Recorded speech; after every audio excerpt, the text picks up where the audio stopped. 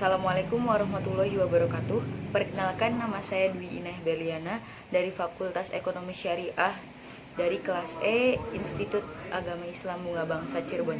Tujuan dibuatnya video ini, saya akan mempresentasikan hasil wawancara POAC saya, yaitu ayam geprek Ibu Rusnani. Di mana dosen pengampun saya yaitu Bapak Taufik Ridwan.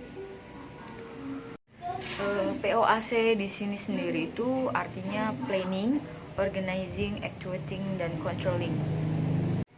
Ya, langsung saja ke pembahasan tentang ayam geprek Ibu Rusnani di sini. Ibu Rusnani sendiri ini seorang ibu rumah tangga yang bekerja sebagai guru TK di wilayah setempat, dengan pekerjaan sampingannya yaitu untuk berjualan ayam geprek.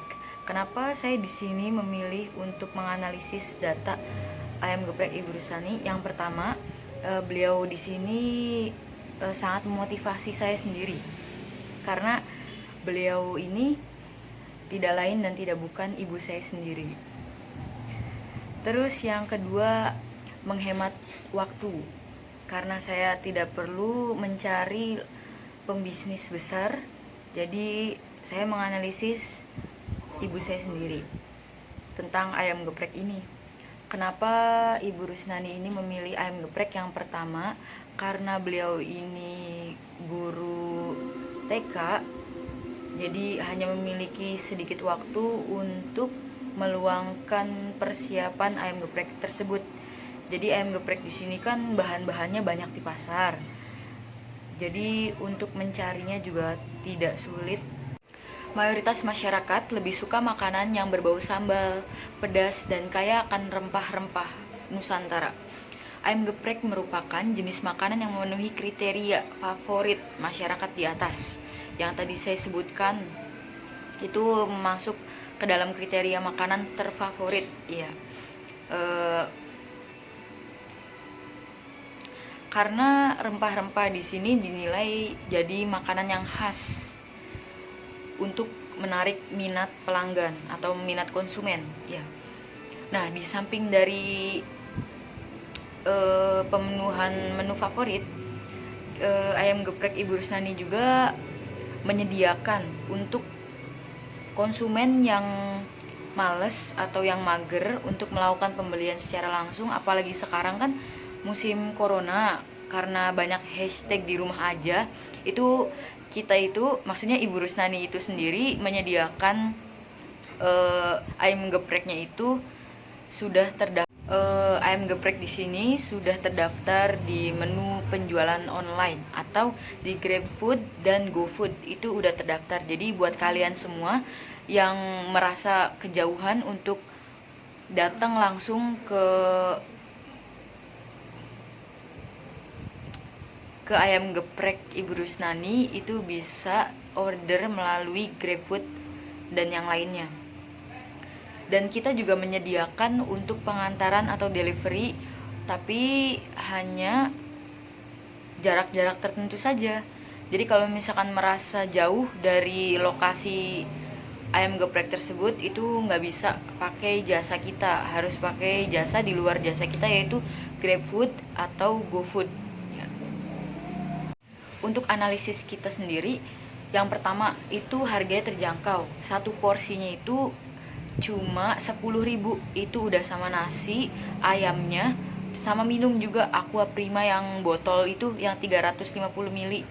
Itu 10.000 harga satu porsinya. Kualitasnya jelas terjamin, karena di sini kan pembuatannya juga secara manual atau secara masakan rumah lah, masakan rumah, bisa dibilang masakan rumah. Itu sangat higienis. Terus kemasannya juga sudah ada bungkusnya dan tertulis ayam geprek Ibu Rus di setiap kemasannya. Tapi di sini Ibu Rusnani itu tidak mencantumkan level-level tertentu pada ayam gepreknya atau tingkat kepedasan tersendirinya. Jadi semuanya itu rata, nggak ada level 1, 2, 3 atau yang lainnya, cuma bilang pedes atau enggaknya aja. Itu bakalan dibedain takaran cabenya. Untuk penjelasan tadi itu termasuk P atau planning. Nah, yang kedua ini saya akan menjelaskan tentang organizing. Organizing ini sama aja kayak pengorganisasian atau struktur organisasi. Berhubung ayam geprek Ibu Rusnani ini belum memiliki karyawan, jadi hanya anggota keluarganya saja yang ikut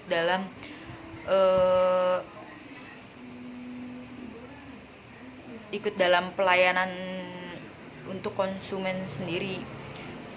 Manfaat sebenarnya pengorganisasian ini bermanfaat karena yang pertama itu bisa mempercepat pembuatan ayam geprek tersebut. Terus mempercepat pelayanan, memungkinkan pembagian tugas sesuai dengan keadaan perusahaan. Nah, terus yang kedua itu mengakibatkan adanya spesialisasi dalam melaksanakan tugas. Nah, terus yang ketiga, anggota organisasi mengetahui tugas-tugas yang akan dikerjakan dalam rangka mencapai tujuan. Itu manfaat dari pengorganisasian. Terus ada tujuan pengorganisasian. Yang pertama itu identity, yaitu menetapkan dengan teliti dan tentukan pekerjaan yang akan dilaksanakan. Itu yang pertama. Terus yang kedua ada break work down, membagi pekerjaan menjadi tugas-tugas setiap orang. Terus yang ketiga, tugas-tugas kelompok menjadi posisi-posisi.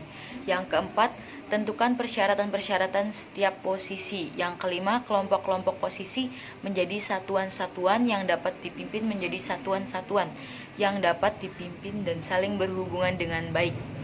Yang keenam, membagi pekerjaan, pertanggungjawaban, dan luas kekuasaan yang akan dilaksanakan. Yang ketujuh, ubah dan sesuaikan organisasi yang sehubung dengan hasil-hasil pengawasan dan kondisi-kondisi yang berubah-ubah. Yang kedelapan, selalu berhubungan selama proses pengorganisasian. Nah, yang kedelapan ini jangan sampai ada miskomunikasi. Kalau misalkan ada pengorganisasian sendiri nih, jangan sampai ada miskomunikasi antara pelayan yang satu dan pelayan yang lain. Misal ada pembelinya ini beli menu A, nah udah dibikinin sama pelayan A, terus tiba-tiba pelayan B ini denger tentang pembeli tersebut dilayanin dah 2 menu A. Nah, jangan sampai ada yang kayak gitu karena bisa merugikan penjual sendiri. Jadi sebelum Ibu Rusnani itu menjual geprek, itu ada tahapan penjualan tersendiri. Sebelum geprek itu, yang pertama, beliau itu dulu pernah jualan gorengan. Ya, gorengan kan, kalau gorengan itu universal, maksudnya pengen musim hujan, musim kemarau, musim apapun ya, sampai musim durian juga gorengan pasti laku kan ya. Ya, terus yang kedua itu pernah jualan otak-otak. Nah, pas waktu jualan gorengan itu belum punya lapak guys, jadi keliling jualannya itu. Terus yang kedua nih mulai otak-otak, karena otak-otak kan pengennya itu ada tempat kompor kan, pasti berarti dia itu pengen punya lapak. Nah, di sini Bu Rusnani udah punya lapak nih, tapi kecil, nggak kayak sekarang, kecil pokoknya. Nah, itu udah punya lapak kan, dari jualan gorengan kan kelilingnya, otomatis orang-orang itu udah pada tahu nih kalau Ibu Rusnani itu jualan gorengan. Kemudian berpindahlah ke otak-otak.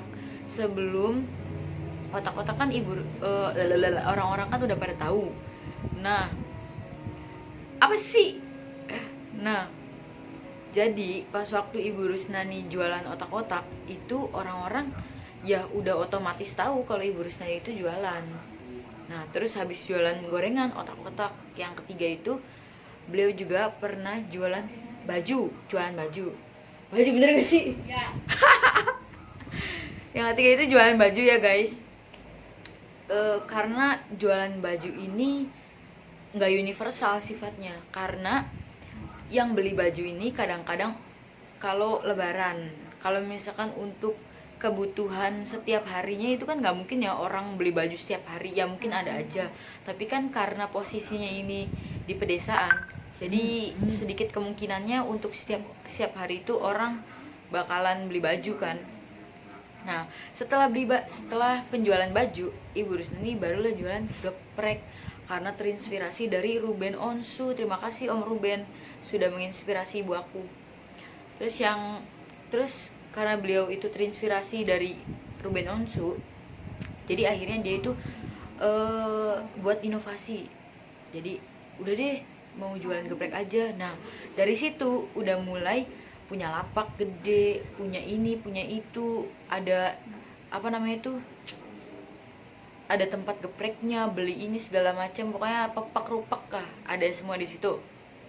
Nah mulai dari situ penjual kan mulai dari situ pembeli itu datang nggak cuma dari desa aja guys, karena kita ini kan bisa delivery.